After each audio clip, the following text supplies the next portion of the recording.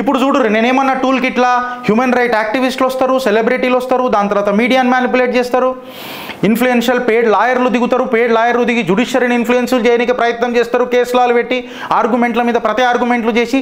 ఇప్పుడు చూడుర్రి, దాని కథ అక్కడికే వచ్చింది. Calcutta high court denied permission to Hindus on to hold Hanuman Jayanti rally. Kolkata high court Hanuman Jayanti rally చేయనికి పర్మిషన్ ఇవ్వలేదట. జైపూర్ డైలాగ్స్లో వచ్చిన కథన మీ ముంగట పెట్టిన.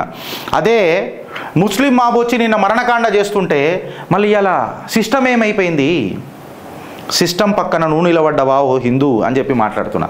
ఆడికి ఆగిపోయిందా అని అంటే, ఇవాళ విషబీజాలు నాటిన దీదీకే ఇల్లు గడ్డపరాధించబట్టే. మీరే చూడురాడ ఏమని వస్తుందో. దీది ఆమె బతుకున్నదే మా బిచ్చం మీద, మా దయా దాక్షిణ్యం మీద అని చెప్పి ఎవరు మాట్లాడుతున్నారు? డైరెక్ట్ ముస్లింలు, బెంగాల్ ముస్లింలు మాట్లాడుతున్నారు. టీఎంసీ ఎంపీ హైదర్ ఆయన కూడా డైరెక్ట్గా చెప్పిండు, వఫ్కి వస్తే చేతులు కాలు ఇరగొడతామని అన్నట్టు మాట్లాడుతున్నాడు. నువ్వు ఏదైతే విత్తనం నాటుతావో ఆ విత్తనం బంతి పువ్వే ఉడుతుందని చెప్పిన నేను. బంతి పువ్వే ఉడుతుందని చెప్పిన. ఇప్పుడు బయటోడు వల్ల నీకు ప్రాబ్లం అయిందని చెప్తున్నావు, నువ్వు ఇంటోడు వల్ల కూడా నీకు ప్రాబ్లం ఉంటుంది. ఎందుకంటే ఇవి తెలియకుండా కూడా గుడ్డిగా మనం అందుభక్తులం అయిపోతాం. చూడు, ప్రాబ్లం తెలుసుకో అని చెప్తాను నేను హిందువుని. ఒక్కసారి నువ్వు చైతన్యవంతుడివి, ప్రతిసారి లాజిక్లతోనే నువ్వు ముంగట పడ్డవు. సో ఆ లాజిక్ అడుగు బ్రదర్. నేను అక్క చెల్లెలకు అన్నదమ్ములకు ప్రాధేయపడుతున్నా. లాజిక్ అడుగు, లాగులు ఉడదీసే ప్రశ్నలే. ప్రశ్నించే గొంతులు కాదు, పరిష్కారం చూపించే ఆత్మలను ప్రోత్సహించు అని చెప్పి చెప్తున్నా. This is the new trend of నయా భారత్. ఈడికి ఆగిపోయిందా ఫ్రెండ్స్? ఈడికి ఆగదు. ఎందుకు చెప్పాలా? ఈడికి ఆగదు. ఎందుకంటే ఇప్పుడు చూడు, ఇగో టీఎంసీ బాపీ హైదర్ ఏమంటున్నాడు?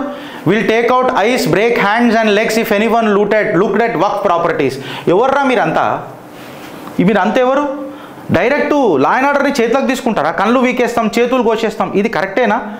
సభ్య సమాజంలో ఇవన్నీ యాక్సెప్టెడేనా? ఎవడన్నా హిందూ ఇట్లా మాట్లాడతాడు, బతకగలుగుతాడా దేశంలో?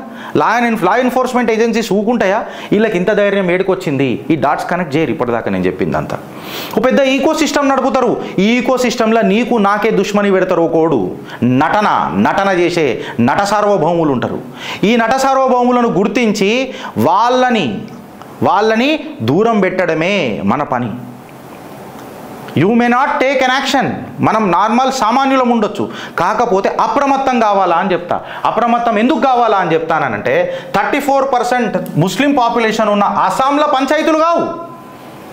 34% ఉన్న ఆసాంలో పంచాయతీలు కావు. అదే 27% ఉన్న పాపులేషన్ బెంగాల్లో మాత్రము నిన్న మరణకాండ జరిగింది. ఇంకొక ఎగ్జోడస్ హిందూ పాపులేషన్ జరిగింది. ఎందుకు అనంటే, ఇక్కడ ఉన్నది ఒక మొగోడు భారతీయ జనతా పార్టీలో, హేమంత బిశ్వాస్ శర్మ. మనోడు, కాపాడుకునే తత్వం ఉన్నోడు. Yogi Adityanath Uttar Pradesh, or to that matter Madhya Pradesh. Friends, ఇట్లా నేను చెప్పుకుంటూ పోతే మస్తుంటాయి. ఎందుకంటే ఇంకా కొంతమంది చాలా మాట్లాడతారు. ఇంకేం చేస్తున్నారు అంటే, ఈ మనిషికి రుణపడి ఎంతున్నా తక్కువనే అనంట. ఎందుకు చెప్పాలన్నా, ఈయన రాగానే ఆరోపణ చేసి రఘు వాళ్ళందరూ పారిపోయినరని. ఇప్పుడు చూడు, మెహుల్ చోక్సీ 14,000 crore ఏదైతే పిఎంజీ స్కామ్ చేసిండో ఆయన అరెస్టెడ్ అయ్యిండు బెల్జియంలో. ఇండియాకు ఎక్స్ట్రాడిషన్ రిక్వెస్ట్ పెట్టుకున్నది ఇండియాకు తీసుకొచ్చే ప్రయత్నం చేస్తున్నాడు దేశ ప్రధాని నరేంద్ర దామోదర్ దాస్ మోదీ. అందుకనే నేను ఊకనే మాట్లాడా. The bread on our table and our child's future are very safe with this prime minister. You may oppose చేసేటప్పుడు జర ఆధారాలు పెట్టి అపోజ్ చేయండి అని అంట. ఇననిక కూడా బాగుంటుంది కదా అంట. ఈ కంటెంట్ మీకు ఎట్లా నచ్చిందో చెప్పుండ్రి. ఆలోచిస్తారా లేక అనుభవిస్తారా? భారత్ మాతాకి జై.